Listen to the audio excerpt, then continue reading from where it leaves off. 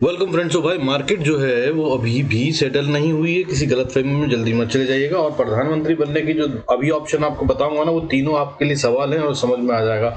और इनमें से एक होगा बता रहा हूँ। और जो सबसे खतरनाक वाला है वो कहानी बहुत खतरनाक है। उसके तहत में जो समझ में आ रहा है मुझे वो ये कि अब अगर बीजेपी की गवर्नमेंट बननी है तो अमित शाह और पीएम मोदी साहब को स्टेप डाउन करना होगा। इसके बारे में बात करेंगे। आइए शुरू करते हैं। उससे पहले फटाफट से डेटा पे नजर मार लेते हैं। Let's start the video. Before we do that I request you go to the disclaimer as per SEBI norm. ज्यादातर वीडियो को पॉज कर पढ़ें। देखिए आज सबसे पहला इंडिकेशन भाई बहुत अच्छा वाला है, वो ये कि आज वॉलेटिलिटी इंडेक्स अच्छे से शांत होता हुआ नजर आया। 29.40% टूटता हुआ नजर आया। कल ये 27.74% बढ़ा था, आज 29% से नीचे गिर गया है और 20 के भी नीचे आ गया है। बहुत अच्छा लेवल होता है 18.89। अब ये टाइम है पैसा बनाने का ऑप्शन बायर्स के लिए। अब सब कुछ सेटल हो गया है, तो कल से अगर ये और नहीं गिरता है और विक्स यहीं रहता है तो भाई और पैसा बनता हुआ नजर आ सकता है ऑप्शन एफ एंड ओ वाले जो ट्रेडर्स हैं उनके लिए, खासतौर पे बायर्स के लिए।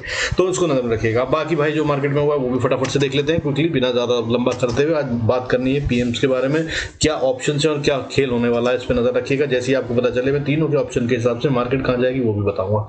तो भाई निफ्टी की अगर बात करें तो आज बहुत अच्छी सी रिकवरी आई है। कल के मुकाबले जो कल गिरावट आई थी उसकी 50% को ऑलमोस्ट रिकवर कर लिया है। 22,620 पे क्लोज हुई है। 735 पॉइंट का गेन लिया है आज। कल के अगर फॉल की बात करें तो 1380 पॉइंट 13.79 पॉइंट्स का डिप था, उसमें से 735 पॉइंट आज रिकवर कर लिए, which is a very good sign. 50% से ज्यादा अगर रिकवर हो जाए तो माना ये जाता है एनालिटिक्स में कि भाई ये वापस रीगेन करना शुरू कर चुके हैं और जो वीकनेस है वो कम से कम और नहीं बढ़ेगी। इसका मतलब क्या बनता है? इसका मतलब ये बनता है कि अब मार्केट ने जो लो बना दिया उस दिन, उससे ज्यादा नीचे नहीं जाएगी। सो 21,000 समथिंग का 200 का बनता है लेवल, उसके नीचे अब मार्केट नहीं जाने वाली। इतना तो अब तय हो गया एक बात। अब दूसरी बात देख लेते हैं बैंक निफ्टी में क्या है भाई। बैंक निफ्टी में 49,000 का लेवल मैंने आपको बोला था कि अचीव कर लेगा ये। कल 47,000 मानना था और आज ये 49,000 अचीव कर चुका है। 2,126 पॉइंट्स का गेन है। और इसने क्या करा? इसने भी भाई 50% से ज्यादा की रिकवरी ले ली है। 4,051 पॉइंट्स का डिप था कल, उसमें से इसने 2126 पॉइंट रीगेन कर लिए। आज 4.53% का गेन है। कल डिप जो था वो 7.95% का था। सो ये भी वापस ये दिखा रहा है कि अब मैं भी सेटल हो गया। तो बॉटम लाइन अब इसका भी लो आपको समझ में आ गया। 2 दिन पहले का जो लो था, आज नहीं, आज से पहले का जो लो था वो हो गया है अब सपोर्ट, स्ट्रॉन्ग बेस बन गया है वो। अब बात करते हैं भाई आज क्या हुआ खेल में। आज ये था कि आज सेक्टर में मेटल सेक्टर बढ़ता हुआ नजर आया, 5.75% बढ़ा है।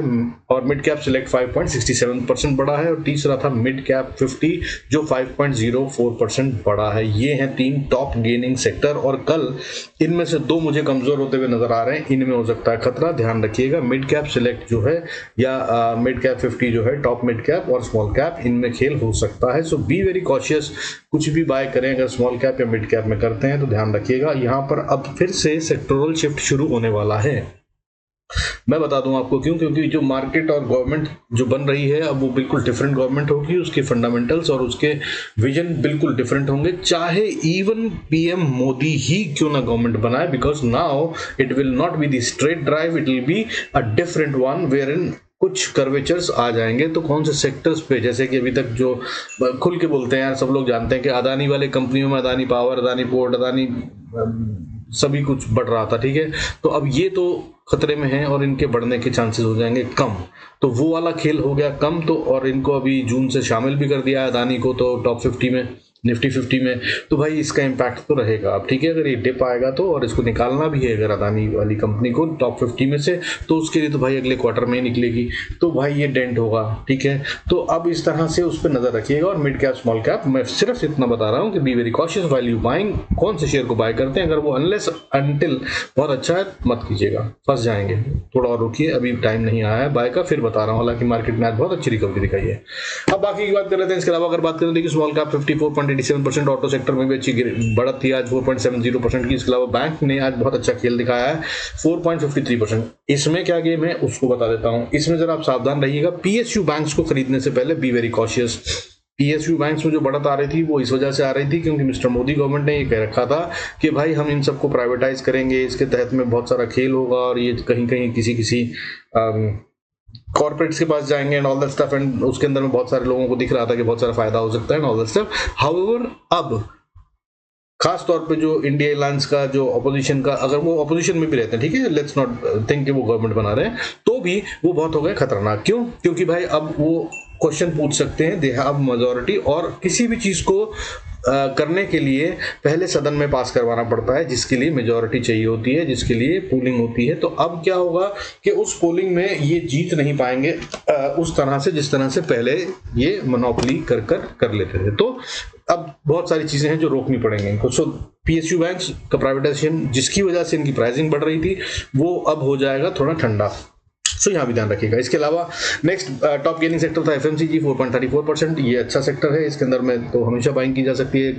जिस दिन गिरावट आई उस दिन भी, यानी कि कल के दिन इकलौता एक सेक्टर था जो ग्रीन में था, आज फिर ये 4.34% बढ़ता नजर आया। इसके अलावा फाइनेंशियल सर्विसेज 4.15%, और इसके अलावा media sector, MNC, large mid cap 250, pharma, health care, energy, reality, infra, IT सब बढ़ते हुए नजर आए। और खेल उससे अगला वाला जो अब होगा मार्केट में, उसको भी सुन लीजिए, वो है आईटी। आईटी कल गिरा नहीं था बिल्कुल भी, मैंने आपको बताया था, अगर आपने कल का वीडियो नहीं देखा था तो देख लीजिएगा। आज इतने बड़े फॉल में भी आईटी ने अपने आप को संभाल लिया था, ऑलमोस्ट 0.6% टूटा था, सबसे कम टूटने वाला सेक्टर ये था, ना के बराबर। आज मगर बढ़ने के टाइम पे 2.39% बढ़ा है।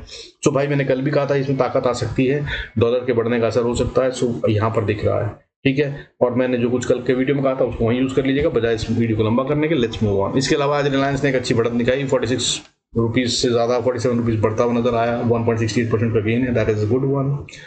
और इसके अलावा अगर बात करें आज गिरने वाले सेक्टर कौन से थे, तो भाई कोई सेक्टर आज रेड में बंद नहीं हुआ है, सिवाय विक्स के, वॉलेटिलिटी इंडेक्स के, सब कुछ ग्रीन में था आज।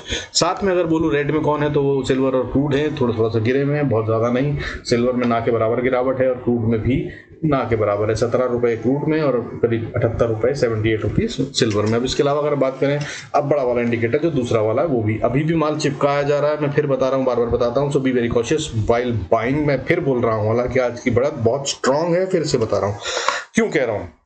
देखिए भाई, आज जो एडवांस डिक्लाइन रेशियो की अगर बात करें मार्केट में कितनी ताकत थी, तो वो बहुत अच्छी दिख रही है। सेंसेक्स के अंदर 1778 शेयर्स आज ग्रीन में बंद हुए हैं। होना ही चाहिए था यार, कल इतना टूट गए थे। कल सिर्फ 110 शेयर ग्रीन में बंद होना मैनेज कर पाए थे और 2200 शेयर रेड में बंद हुए थे। तो वो भाई बहुत ही ज्यादा, बहुत ही, और ये शायद मेरे ख्याल से, मुझे याद नहीं पड़ता इससे पहले कब है, क्योंकि इससे पहले का जो नंबर मुझे याद आता है वो 200 समथिंग का था। तो 110 तो मैंने भी, मुझे याद नहीं पड़ता कब देखा था लास्ट। तो अब अगर बात करें तो आज वो बदलता हुआ नजर आया, विच इज ऑब्वियस, इतना टूटने के बाद सब जगह बाइंग हो रही थी। लेकिन आज भी 521 शेयर हैं जो रेड में बंद हुए हैं। कल जो 2207 थे उसको कम कर लिया गया और ये 521 शेयर हैं जो आज भी गिरे हैं, यानी कि कल टूटने के बाद आज फिर, कल भाई 110 ही शेयर तो थे ना ग्रीन में, तो वो 110 शेयर तो आप छोड़ दीजिए, चलो इसमें से 110 निकाल देते हैं, तो 421 शेयर ऐसे हैं जो कल भी भयंकर रूप से टूटे और आज भी टूटे। ये हैं वो खतरनाक शेयर, भाई संभल के रहिएगा, मैं कह रहा हूं इनमें फंस सकते हैं, ध्यान रखिएगा, ठीक है। जिन्होंने ये खरीदे होंगे बेचारे कहां फंसे होंगे, कल भी टूटे आज भी टूटे। अब वो वाला गेम चालू है और इसे कहते हैं सेक्टोरल शिफ्ट, नया वाला शुरू हो गया, क्योंकि बजट भी नया आएगा, खेल भी सब कुछ नया होगा। So be very careful and cautious while buying any share and holding it for long term, specially for investors. This is the advice मेरी तरफ से, मेरी समझ से। I am not SEBI registered analyst, but बाकी भाई बहुत सालों से हूँ मार्केट में, जो समझता हूँ वो बताता हूँ, अगर आपके काम आ जाए तो अक्सर आता है। और मैंने यूक्रेन वॉर की बात करें, चाहे आप इलेक्शन की बात करें, आज से 5 दिन पहले रिजल्ट आने की बात करें, और इस बार के इलेक्शन में पीएम मोदी बनेंगे कि नहीं, और आउटपुट और काउंट सब कुछ बताया भाई। हर बार परफेक्टली करेक्ट रहता हूँ, पता नहीं कैसे बट रहता हूँ, ठीक है ना। तो अब इसको भी उतनी ही समझदारी से एक्सेप्ट कीजिएगा, फायदा आप ही का है, मेरा इसमें कुछ नहीं। बाकी अब आगे एक बात करते हैं। देखिए आज जो है बैंक निफ्टी का खेल बता दिया आपको, निफ्टी हो गया, अपना एडवांस डिक्लाइन हो गया, सब कुछ हो गया, लेकिन पैसा खेलता है ना मार्केट, तो क्या भाव भगवान छे भाई। तो भाव क्या कह रहा है, पैसा कहां जा रहा है, तो भाई आज भी माल पब्लिक को चिपकाया गया है। कैसे कह रहा हूं भाई, आज FIIs ने जो कि लगातार बेच रहे थे, आज फिर से 5656 करोड़ का, 5656 करोड़ से ज्यादा का माल बेचा। अब इसके अगेंस्ट में अगर नेट में बाइंग इससे ज्यादा हो जाए, DIIs ने अच्छी बाइंग करी है जिसकी वजह से मार्केट संभली है, लेकिन अगर वो बाइंग इससे ज्यादा होती जितना अमाउंट इन्होंने सेल करा तो भी समझ में आता। कल इन्होंने भी, DIIs ने भी सेल किया था 3318 करोड़ का, और इन्होंने आज बाइंग करी है 4555 करोड़ की, यानी कि इन्होंने सिर्फ मार्केट में कितना पैसा लगाया है, आप हिसाब लगा लीजिए भाई, 33 और यहाँ पे 45, कितना बनता है 1200 करोड़ रुपए इन्होंने एडिशनल फंडिंग कल जो निकाला था इन्होंने उसके आगे सिर्फ 1200 करोड़ लगाया है। आपने कितना लगा दिया है अपना परसेंटेज कैलकुलेट कर लीजिएगा। कल एफआईआर ने कितना बेचा था 12,436 करोड़ का, 12,500 करोड़ का बेचा था, आज फिर 5,500 करोड़ से ज्यादा का बेच दिया। और इस सब में अगर टोटल क्लब कर आप देखें तो नेट में भाई ये सारा माल जा कहां रहा है। 2 दिन में एफआईआर और डीआईएस ने कितना बेचा 12 और 6 लगा लीजिए 18,000 करोड़ का, और डीआईएस ने उसके मुकाबले क्या खरीदा 1200 करोड़ का माल। कहां गया बाकी का पब्लिक को, आपको, मेरे को चिपकाया गया। ये जब हो रहा होता है तो मार्केट बढ़ने नहीं वाली होती, मार्केट जब बढ़ने वाली होती है तो आपकी और मेरी जेब से सारे शेयर निकाल लिए जाएंगे, याद रखिएगा। और फिर आप उसके बाद ये कहेंगे कि मैं तो अच्छा वाला शेयर पकड़ के बैठा था, अरे यार काश मैंने होल्ड कर लिया होता, यार मैंने काश इस समय ना बेचा होता। तो भाई अभी ऐसा नहीं हो रहा है, ठीक है। So that's why I am again saying be very very careful. इसके अलावा ऑप्शन चेन का डेटा भी छोटे में दिखा दूंगा, वो भी देख लीजिएगा, वहां भी नेगेटिव ही बना हुआ, नहीं तो वो आप देख लीजिएगा, लंबा हो जाएगा वीडियो। अब इसके आगे चलते हुए भाई देखो चार्ट्स पे तो मैं बताता ही, उससे पहले जो मैंने पीएम वाली बात करी है उसकी बात कर लेते हैं, ठीक है। तो भाई अब पीएम वाली अगर हम बात करें तो देखो 3 ऑप्शन बनती हैं भाई।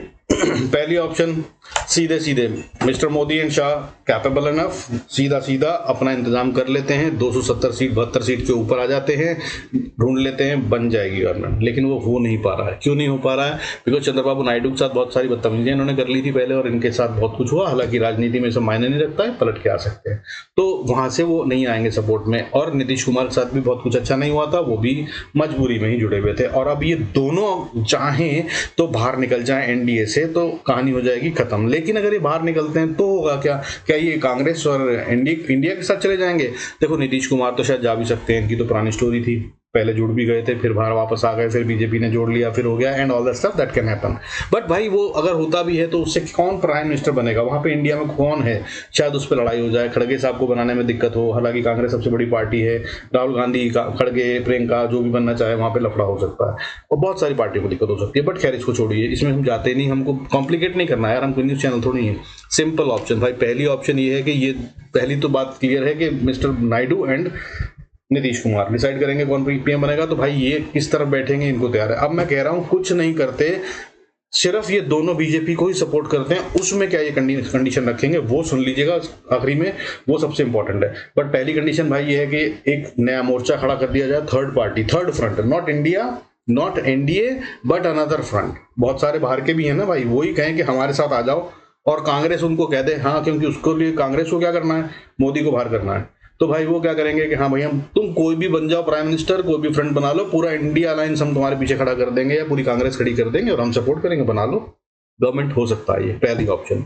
तो भाई इस केस में मिस्टर मोदी शाह दोनों गए, लेकिन बीजेपी कौन बुलाया जाएगा वो पता राष्ट्रपति के हाथ में होता है, बट कौन प्रूव कर पाएगा हम उसकी बात कर रहे हैं, ठीक है। सो सेकंड कंडीशन, पहला वाला कंडीशन समझ में आएगा, तीसरा मोर्चा। दूसरी कंडीशन, इंडिया अलायंस भाई ऐसा खेल कर लेता है कि जितने इनके लोग छोड़कर इनको गए थे, ठीक है, उधर ममता को छोड़ के बहुत सारे लोग गए थे, कांग्रेस से तो भर भर के कितने सारे लोग वहां छोड़कर गए हैं, कई सारे आप से भी निकल कर गए हैं, आम आदमी पार्टी से, हालांकि कम है गिनती, बट फिर भी उनके भी काफी वहां पे हैं। अगर अब इनको दिख जाए कि मोदी साहब उतने स्ट्रांग नहीं रहे या वो जाने वाले हैं, तो बहुत सारे लोग वापस आ जाएंगे, क्योंकि इनमें से ज्यादातर जो गए थे वो किस डर में गए थे? वो गए थे सीबीआई, ईडी, इनकम टैक्स, इनके डर से, ठीक है। रेट्स पड़ रही थी सबके यहाँ पे, और सारे के सारे वो washing machine of mister Modi तो मशहूर हुई थी। तो दूसरी ऑप्शन ये हो गई भाई कि वहां से अगर वो वापस आते हैं तो भाई इंडिया अलायंस बनाता हुआ नजर आ सकता है, खतरनाक हो सकता है, और उसमें नीतीश कुमार और चंद्रबाबू नायडू भी अगर आ जाते हैं, जिनके साथ खेल है, इनके साथ बहुत बुरी हुई है, काफी टाइम तक इंतजार करते रहे, रिक्वेस्ट करते रहे, बहुत जब इनका बुरा वक्त था तो बहुत रिक्वेस्ट करी थी, अब इनके हाथ में ड्राइविंग सीट पे है, तो भाई ये हो गया काम। अब मगर तीसरी ऑप्शन मैं कहता हूँ, ये सब ये अगर करते हैं चंद्रबाबू नायडू और नीतीश कुमार, तो क्या ये कोई आंडू पांडू छोटे मोटे पॉलिटिशियन तो नहीं है, बहुत एक्सपीरियंस है, मगर इनके लिए सबसे सेफ गेम क्या होगा पता है? वो सबसे गेम सेफ होगा थर्ड ऑप्शन। थर्ड ऑप्शन में क्या है कि ये बोलते हैं कि BJP, the NDA, we are absolutely a part of you and we are going to support you, but the only condition is कि हमें देखो वहां पे बुला रहे हैं, कांग्रेस कह रही है हमें प्रधानमंत्री बन जाओ, वो ये कह रहे हैं हमें ये मिनिस्ट्री दे देंगे, तो वो सब तो आप भी दे देंगे, हम उसकी बात ही नहीं कर रहे हैं। हम मगर एक ही कंडीशन रख रहे हैं, वो कंडीशन ये कि अब प्रधानमंत्री मोदी नहीं होना चाहिए और होम मिनिस्टर अमित शाह नहीं होना चाहिए। तो बीजेपी के पास क्या ऑप्शन रह जाएगा? बीजेपी के पास बहुत ज्यादा ऑप्शंस नहीं होंगे। और इस केस में कौन आ सकता है भाई, उनका नाम बहुत दिन से 3-4 हफ्ते से चल रहा है इनफैक्ट, और अभी 2 दिन से बहुत गर्मा-गर्मी में है, और आसान सा काम है, मिस्टर नितिन गडकरी बुला लीजिए उनको और प्राइम मिनिस्टर बना दीजिए। और अगर ऐसा होता है तो आरएसएस से भी पंगा ले चुके हैं मिस्टर मोदी एंड अमित शाह के, हमें उनकी जरूरत नहीं है, और वो तो उनकी सपोर्ट पूरी तरह से मिस्टर नितिन गडकरी को भी है। और अगर कहीं चंद्रबाबू नायडू और मिस्टर नीतीश ने ये कह दिया ना तो ये हो जाएगा। और अगर ऐसा हो गया तब ये गवर्नमेंट में फिर से फेरबदल, कहानी, स्ट्रक्चर, विजन चेंज हो जाएगा और उसका इम्पैक्ट आएगा शेयर मार्केट पे, और वहां से फिर एक नया सेक्टोरल शिफ्ट होगा और उसमें फिर से शेयर आपको चिपकाए जाएंगे। सो भाई फिर समझा रहा हूं, be careful. Now let's get to the कल के ट्रेड के लिए क्या खेलना है। अगर आपको ये सब समझ में आया हो तो भाई बढ़िया, नहीं तो जैसा आप ठीक समझे। आई am not a registered SEBI analyst, फिर से बता रहा हूँ, और this is what all I have discussed is all my opinion and observations, उसके बेसिस पे बता रहा हूँ। और मेरी ऑब्जर्वेशंस को अगर आप टेस्ट कर चुके हैं पहले से, मेरे सब्सक्राइबर हैं, तो आप जानते हैं, और नहीं कर चुके हैं तो भाई इस बार कर लीजिएगा, देख लीजिएगा, ठीक है। And don't forget to subscribe, like. आने वाले टाइम में बहुत जल्दी मैं बहुत कुछ करने वाला हूं जिसमें ओपनली बहुत कुछ डिस्कस किया जाएगा, क्योंकि अभी जो सेबी की वजह से हमारे पे खतरा आ रखा था वो भी अब लगता है कि छटता हुआ नजर आएगा, and we can openly discuss and tell and recommend things. तो मैं अपने एनालिसिस शेयर करूंगा, अच्छे शेयर जो पहले शेयर करता था वो फिर से शुरू कर दूंगा, लेकिन उसके लिए क्या होगा, you have to join the channel, जिसका की ऑप्शन मैं बाद में बता दूंगा। हालांकि अभी भी आप चाहें तो ज्वाइन कर सकते हैं, ज्वाइन बटन यूज करें, मंथली सब्सक्रिप्शन ले, वहां पर मैं ऐसे शेयर आपको दूंगा जो देता रहा हूं पहले भी, वैसे ही जो होंगे lowest value and at the lowest price, आप चाहें तो कर सकते हैं। बाकी आइए अब कल के ट्रेड को समझ लेते हैं और इसको भी टेस्ट कर लीजिएगा। ये अगर आपके फायदे में रहता है तो आप कल समझ जाएंगे कि मैं क्या बताता हूं, कैसे होता है। तो भाई कल के लिए सबसे पहले बाय ट्रेड करना है तो क्या करना है, कल के लिए निफ्टी को कहां देखना है। सबसे पहले मार्केट खुलने से पहले बताता हूं क्या देखना है। तो मार्केट खुलने से पहले गिफ्ट निफ्टी, कल अगर गिफ्ट निफ्टी सिंगापुर वाला 700 के ऊपर, 22,700 के ऊपर ट्रेड कर रहा हो तो भाई बाय है मार्केट, फिर सेल का काम मत सोचिएगा, ठीक है। मार्केट खुलने से पहले आपने देख लिया। अब निफ्टी में क्या करना है आपको, निफ्टी में भाई बाय करना है आपको। तो सबसे पहले निफ्टी को 645 या 50 के ऊपर ट्रेड करने दीजिएगा। अगर वो कर रहा है तो भाई इससे 5-10 पॉइंट का स्टॉप लॉस बनाइए और बाय कीजिए और राइड कीजिए।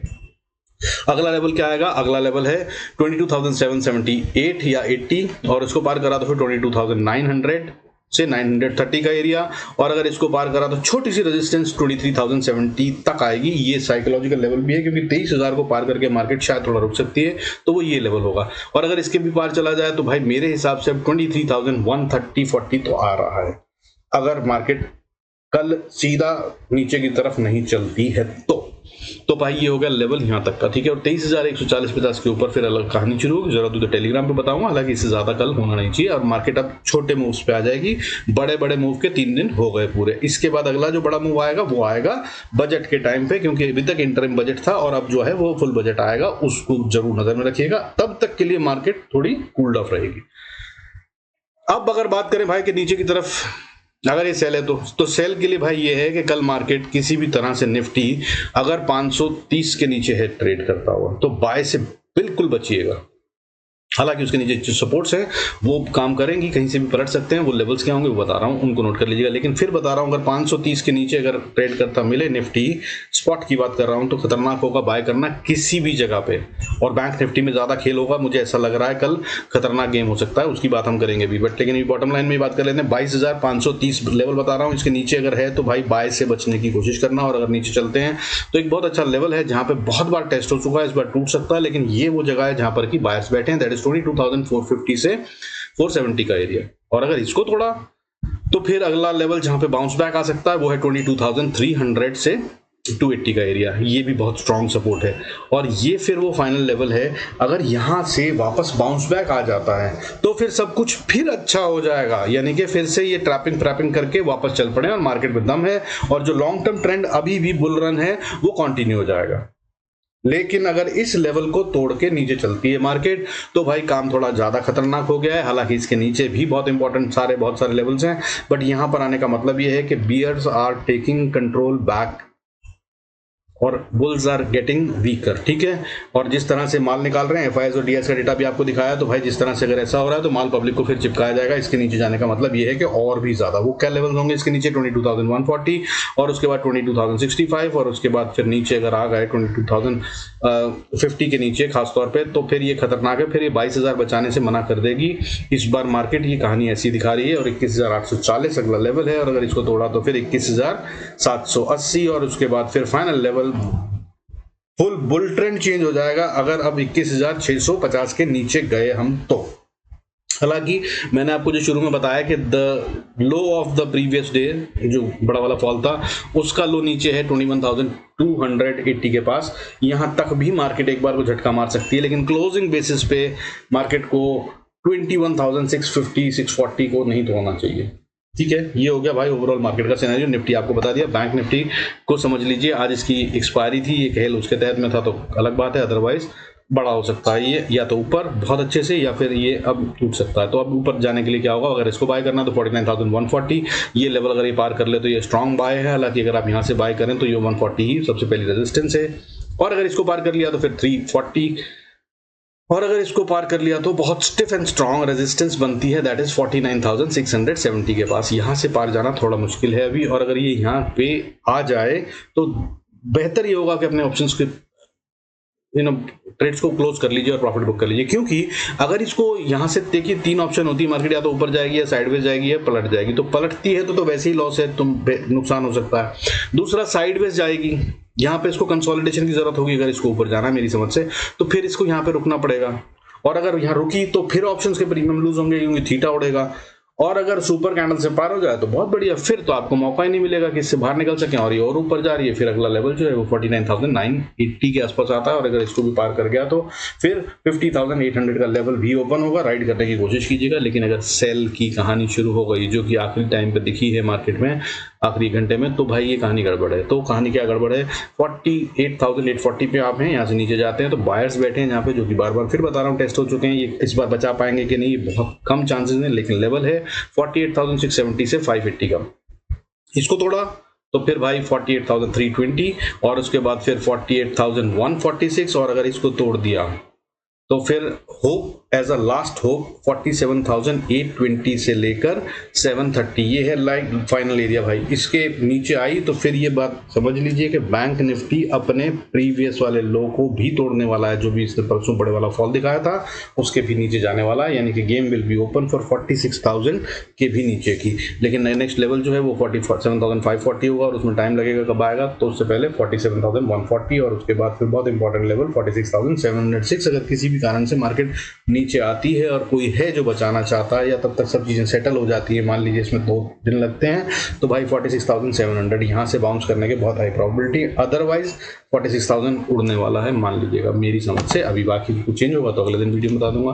मिड कैप निफ्टी ने भाई आज बहुत अच्छी रिकवरी दिखाई है, ये बायर्स के एरिया में आके बैठ गया है और थोड़ा स्ट्रॉन्ग दिख रहा है, फिर से ऊपर की तरफ है। लेकिन मुझे इसमें डर लग रहा है क्योंकि इसकी ऑप्शन चेन की जो डेटा बना हुआ है वो नेगेटिव है, जो आमतौर पर नहीं होता है। और इसमें जो बाइंग हुई है वो भी आज कुछ इस तरह की हुई है कि खतरनाक सी थी, ठीक है। और जो बहुत स्ट्रॉन्ग शेयर्स थे उनमें बढ़त कम दिखी है, और जो दूसरे वाले शेयर्स थे उनमें ज्यादा दिखी है। तो वहां पर शायद ये माल चिपकाने के लिए फिर से दोबारा से सेल ऑफ करते नजर आए, तो वो ध्यान रखिएगा। तो यहाँ पे बाय करना हो तो 11,430 और उसके बाद फिर 11,490 और उसके बाद फिर 11,534 और ऊपर में 11,610, और अगर इसको भी पार करा तो फिर ये ओपन हो जाएगा 11,750 से 90 के लिए, वहां तक पहुंच सकता है। और यहाँ पर आकर इसको टकना होगा, क्योंकि ये है वो जगह जहाँ से प्रॉफिट बुकिंग शुरू हुई थी।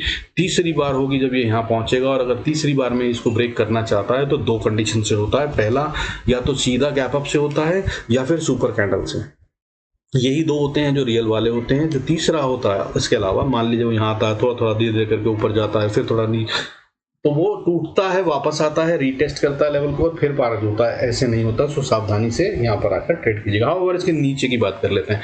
देखिए यहाँ पे अगर ये बात करूँ तो अभी ये स्ट्रॉन्ग दिख रहा है, बट अगर 390 को तोड़ा इसने तो ये सेल में आ चुका है, याद रख लीजिएगा। और उसके बाद सेल कर सकते हैं 319, फिर 260 और उसके बाद फिर 160 और उसके बाद फिर मजबूत स्ट्रॉन्ग सपोर्ट 130 से 120।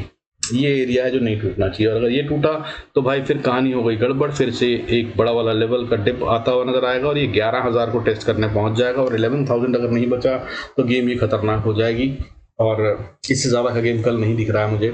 बाकी अगर ज़रूरत हुई तो फिर टेलीग्राम है, वहाँ बताएंगे, ठीक है, नहीं तो कल का वीडियो देख लीजिएगा, उसमें तो पूरे बता रखे हैं।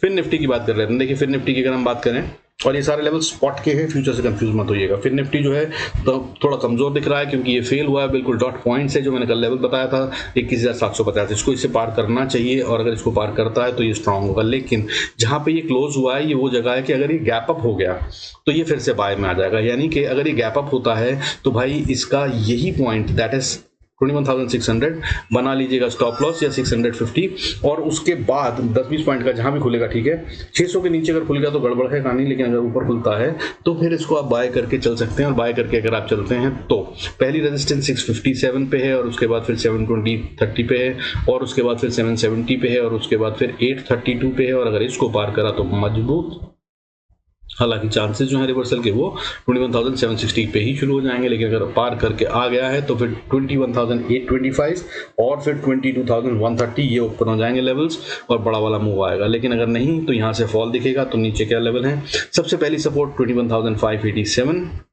या अगर आप मानना चाहें तो 610, यहाँ के नीचे तो मतलब पहले बेचिएगा मत मेरे हिसाब से, और अगर इसको तोड़ा तो फिर 587 को तोड़ा तो फिर 530, और 530 को तोड़ा तो फिर 400, और 400 को तोड़ा तो फिर 328, और उसको तोड़ा तो फिर 21,220, और इसको तोड़ा तो 21,140, और इसको तोड़ा तो फिर 21,090, और फिर आ गया खतरे में 21,000। ये लेवल वो है जिसमें कि अब दोबारा आना नहीं चाहिए फिर निफ्टी को, नहीं तो फिर भाई ये अपने वो वाले लोगों को तोड़ेगा और मार्केट में बड़ी करेक्शन आएगी, और गेम नीचे 20,390 तक या 20,200 तक ओपन हो जाएगी, ठीक है।